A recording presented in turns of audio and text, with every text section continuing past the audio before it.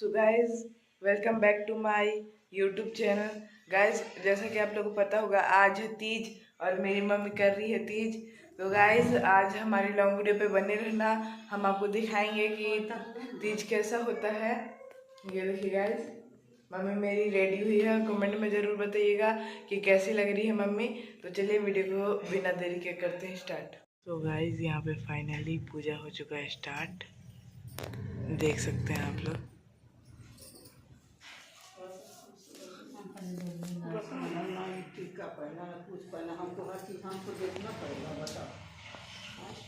देखिए गाइज यहाँ पे पूजा चल रहा है, हमारे ब्लॉग पे बने रहें और कमेंट करके ज़रूर बताएं कि पूजा कैसा लगा। सो गाइज यहाँ पे पूजा हो चुका है स्टार्ट, आप लोग देख सकते हैं।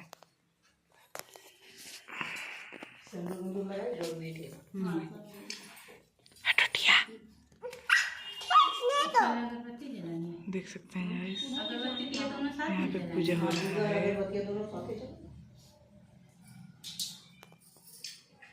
चावल ली है, चावल लाई है। हाँ हाँ लाई है भाई।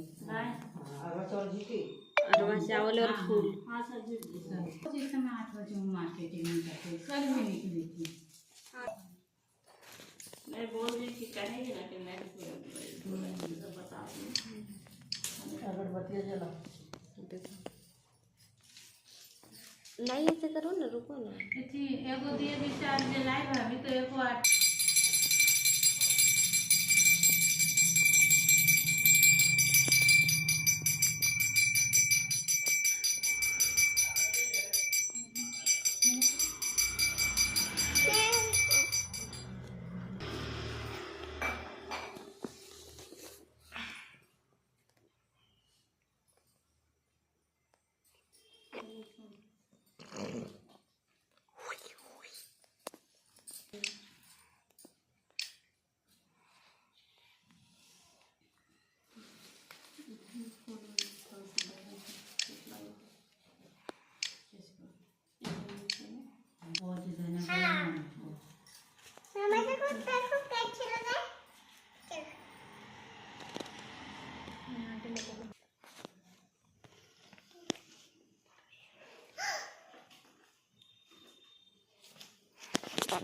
यहीं से स्टार्टिंग बात करता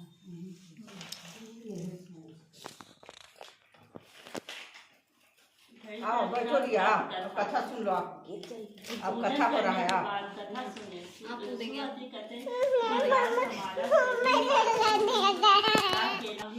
जो पार्वती जी दिव्य वस्त्र धारण की और जो शिव दिगंबर नंगे हैं, ऐसे श्री पार्वती जी तथा श्री शिव जी के प्रणाम करता हूँ। रमणीक कैलाश पर्वत के शिखर पर बैठी हुई श्री पार्वती कहती है कि हे महेश्वर, हमें कोई गुप्त व्रत पूजन बताइए जो सब धर्मों से सरल हो, जिसमें परिश्रम भी कम करना पड़े लेकिन फल अधिक मिले। हे नाथ, मुझ पर पड़े लेकिन फल अधिक मिले। हे नाथ, यदि आप मुझ पर प्रसन्न हो तो यह विधान बताइए। हे प्रभु, किस तप से, व्रत और या दान से आदि मध्य अंत रहित आप जैसे महाप्रभु हमको प्राप्त हुए। शिव जी बोले, हे देवी सुनो, मैं तुमको एक व्रत जो मैं सर्वत्र छिपाने योग्य है लेकिन तुम्हारे प्रेम के वशीभूत होकर तुम्हें बताता हूँ। शिव जी ने कहा, भारतवर्ष में जैसे नक्षत्रों में चंद्रमा, ग्रहों में सूर्य, वर्णों में ब्राह्मण, देवताओं में विष्णु भगवान, नदियों में गंगा, पुराणों में महाभारत, वेदों में सामवेद, इंद्रियों में मन श्रेष्ठ है, सब पुराणों और वेदों का सर्वश्रेष्ठ जिस तरह कहा गया है, मैं तुम्हें एक प्राचीन व्रत बतलाता हूँ। एकाग्र मन से सुनो। जिस व्रत के प्रभाव से तुम्हें मेरा आधा आसन प्राप्त किया है वह मैं तुमको बतलाऊंगा, क्योंकि तुम मेरी प्रियसी हो। भाद्रपद मास नक्षत्र युक्त शुक्ल पक्ष की तृतीया तिथि को का उनका अनुष्ठान मात्र करने से स्त्रियां सब पापों से मुक्त हो जाती। हे देवी, तुमने आज से बहुत दिन पहले हिमालय पर्वत पर इस व्रत को किया था। यह वृतांत मैं तुमसे कहूँगा। पार्वती जी ने पूछा, हे नाथ, मैंने क्यों यह व्रत किया था, यह सब आपके मुख से सुनना चाहती हूँ। उत्तर की ओर से बड़ा रमणीक पर्वतों से श्रेष्ठ हिमवान नामक पर्वत है। उसके आसपास तरह तरह की भूमियां हैं, तरह तरह के वृक्ष उस पर लगे हुए हैं। नाना प्रकार के पंछी और अनेक प्रकार के पशु उस पर निवास करते हैं। वहां पहुंचकर गंधर्वों के साथ बहुत से देवता सिर्फ चारण पचीकरण सर्वदा प्रसन्न मन से विचरते हैं। वहां पहुंचकर गंधर्व गाते हैं, अप्सराएं नाचती हैं। उस पर्वतराज के जितने शिखर हैं ऐसे में उसमें स्फटिक रत्न वैमुख मणि आदि के खाने भरी है। यह पर्वत ऊंचा तो इतना अधिक है कि मित्र की घर की तरह समझकर आकाश का स्पर्श किए रहता है। उसके समस्त शिखर सतह हिमवत् से आगाछित रहते हैं और गंगा जल से ध्वनि सदा सुनाई देती है। हे पार्वती, तुमने बालकाल में उसी पर्वत पर तपस्या की थी। 12 वर्षों तक तुम उल्टी टंकर केवल धुआं पीकर, 64 वर्षों तक सूखे पत्ते खाकर, माघ मास में तुम जल में बैठी रहती थी और वैशाख की दोपहरिया में पंचगीन तपती रहती थी। श्रावण महीने में जल बरसते तो तुम भूखी प्यासी रहकर मैदान में बैठी रहती थी। तुम्हारे पिता इस तरह के कष्ट सहन देखकर बड़े दुखी हुए। वे चिंता में पड़ गए कि मैं अपनी कन्या किसको दूं। उसी समय नारद जी ने कहा, आप पहुँचे। मुनिवृष नारद जी उस समय तुम्हें देख के गए थे। नारद जी को देखकर गिरि अर्ध आसन आदि देकर उससे पूजा कहा और हे सम्राट, आप किस लिए आए हैं? मेरा अहोभाग्य है, आपका आगमन मेरे लिए अच्छा है। नारद जी ने कहा, हे पर्वतराज सुनो, मैं भगवान विष्णु का भेजा हुआ आपके पास आया हूँ। आपको चाहिए कि यह योग कन्या रत्न किसी योग वर को दे। भगवान विष्णु के समान योग वर ब्रह्मा इंद्र शिव इसमें कोई नहीं है। इसलिए मैं यही कहूँगा कि आप अपनी कन्या भगवान विष्णु को ही देवे। हिमवान ने कहा, भगवान विष्णु स्वयं मेरी कन्या ले रहे हैं और आप यह संदेश लेकर आए हैं तो मैं उन्हें अपनी कन्या दूंगा। हिमवान इतनी बात सुनकर मुनिराज नारद आकाश में विलीन हो गए। वे पीताम्बर शंख चक्र गंधारी भगवान विष्णु के पास पहुँचे। वहाँ हाथ जोड़कर नारद जी ने भगवान विष्णु से कहा, हे देव सुनिए, मैंने आपको विवाह पक्का करा है। उधर हिमवान ने पार्वती के पास जाकर कहा, हे पुत्री, मैंने तुम्हें भगवान विष्णु को दे डाली। तब पिता की बात सुनकर तुम बिना उत्तर दिए अपनी सखी के घर चली गई। वही जमीन पर पड़कर तुम बड़ी दुखी हुई विलाप करने लगी। तुमको इस जोड़ा पहले होता है करने के बाद ही नहीं। इस प्रकार विलाप करते हुए देख कर सखी बोली, तुम क्यों इतनी दुखी हो? इसका कारण बताओ। तुम इस इच्छा को होगी यथाशक्ति उसको पूरा करने की चेष्टा करूंगी, इसमें कोई संशय नहीं है। पार्वती बोली, मेरी जो कुछ अभिलाषा है उसे तुम प्रेम पूर्वक सुनो। मैं एकमात्र शिव जी को ही अपना पति बनाना चाहती हूँ, इसमें कुछ भी संशय नहीं है। मेरे इस विचार को पिताजी ने ठुकरा दिया है, इससे मैं अपने शरीर को त्याग दूंगी। पार्वती की इस बात को सुनकर सखियों ने कहा कि शरीर को त्याग न करो, चलो किसी ऐसे वन को चले जहाँ पिता को पता न लगे। ऐसी सलाह कर तुम वैसे ही वन में जा पहुँचे। उधर तुम्हारे पिता घर घर तुम्हें खोजने लगे, दूतों द्वारा खबर लेने लगे, कौन देवता या किन्नर मेरी पुत्री को हर ले गया है। उनको मन ही मन कहा, मैं नारद जी के आगे प्रतिज्ञा कर चुका हूँ कि अपनी पुत्री भगवान विष्णु को दूंगा। ऐसा सोचते सोचते हिमवान मूर्छित हो गए। गिरिराज को मूर्छित देखकर सब लोग हाहाकार करते हुए दौड़ पड़े। जब होश हुआ तो सब पूछने लगे कि गिरिराज, आप अपनी मूर्छा का कारण बताइए। हिमवान ने कहा, आप लोग मेरे दुख का कारण सुने, ना मालूम होकर मेरी कन्या को हर ले गए। ऐसा नहीं हुआ तो उसे किसी काले सांप ने काट लिया या सिंह ने खा गए। हाय हाय, मेरी बेटी कहाँ गई? किसी दुष्ट ने मेरी पुत्री को मार डाला। ऐसा कह वो वायु के झोंके से कांपते हुए वृक्ष के सामने कांपने लगे। इसके बाद हिमवान तुम्हें वन वन खोजने लगे। वह वन भी सिंह, भालू, हिंसक जंतुओं से भरा भयानक हो गया था। तुम भी अपनी सखियों के साथ उस भयानक थी। उसके रमणीक तट पर एक बड़ी सी कदरा थी। तुमने उस कदरा के आश्रम बना लिया और मेरी एक बालूमयी प्रतिमा बनाकर अपनी सखियों के साथ निराहार रहकर मेरी आराधना करने लगी।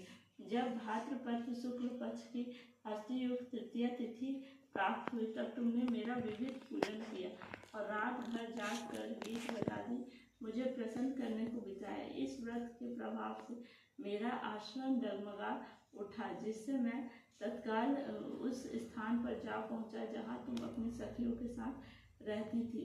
वहां पहुंचकर मैंने तुमसे कहा कि मैं तुम पर प्रसन्न हूँ, बोलो क्या चाहती हो? तुमने कहा, मेरे देवता, यदि आप मेरे ऊपर प्रसन्न हैं तो मेरे पति बने। मेरे तथास्तु कहकर कैलाश पर्वत पर वापस आने पर तुमने यह प्रतिमा नदी में प्रवाहित कर दी और सखियों के साथ उस महापर्व व्रत का पालन किया। हिमवान भी तब तक उस वन में तुम्हें खोजते हुए जा पहुँचे।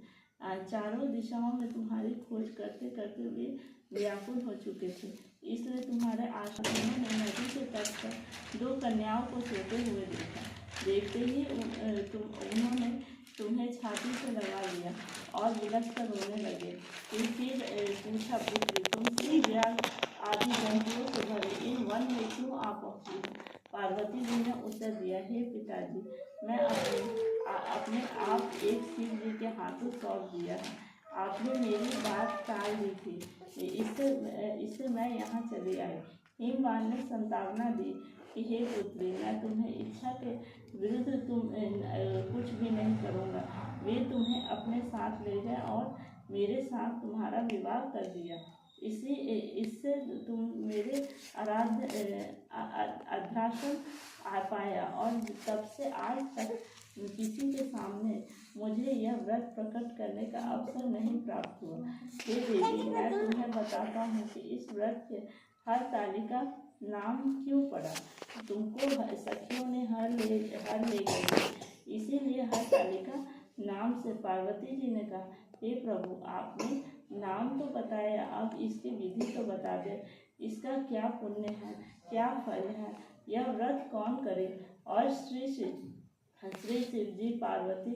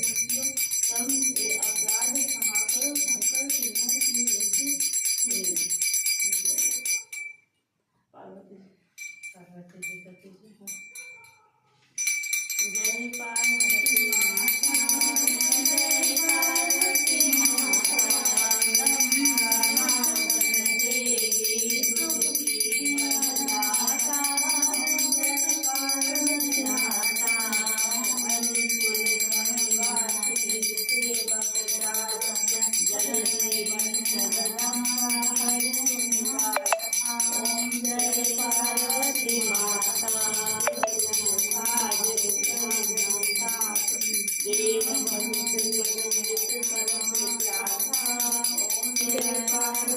माता